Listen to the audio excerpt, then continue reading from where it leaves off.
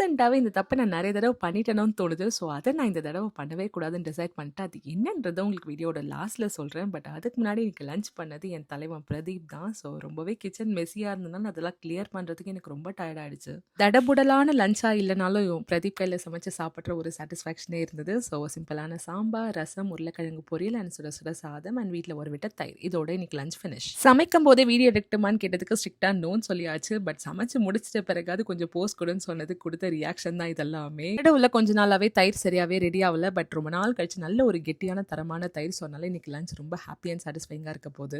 Coming back to நான் பண்ண தப்ப நான் என்ன கரெக்ட் பண்ண போறேன். பிகாஸ் ரீசெண்டாவே நிறைய மூவிஸ் வந்து பார்த்த உடனே பிடிக்கும். பட் அதுல இன்டெப்தா ரிவ்யூலாம் கேட்டு அதை பத்தி நிறைய பேர் சொல்றதை கேட்டு கேட்டு அந்த படத்தோட இன்ட்ரெஸ்டே எனக்கு போயிடும். நான் அந்த ஒரு தப்பை இந்த மூவில பண்ணக்கூடாதுன்னு டிசைட் பண்ணிட்டேன். பிகாஸ் இந்த மூவியோட போஸ்டர், ஃபர்ஸ்ட் லுக், அது இல்லாமல் ஆடியோ லான்ச் எல்லாமே ரொம்ப இன்ட்ரெஸ்டிங்காக இருந்தது. ப்ளஸ் அது இல்லாமல் எனக்கு ரொம்ப ரொம்ப பிடிச்ச கேஸ்டிங் இருந்தனால இதை 100% போய் பார்த்தே ஆகணும்னு டிசைட் பண்ணிட்டேன். எல்லாருக்கும் பிடிக்காதனால நமக்கும் பிடிக்காம போகணும்னு அவசியம் இல்லை. அதனால நானே பார்த்து டிசைட் பண்ணலாம்னு சொல்லிட்டு பிரதீபை டிக்கெட் புக் பண்ண சொல்லியாச்சு. எப்படி இருந்ததுன்றதை நெக்ஸ்ட் ஷார்ட்ஸ்ல சொல்றேன்.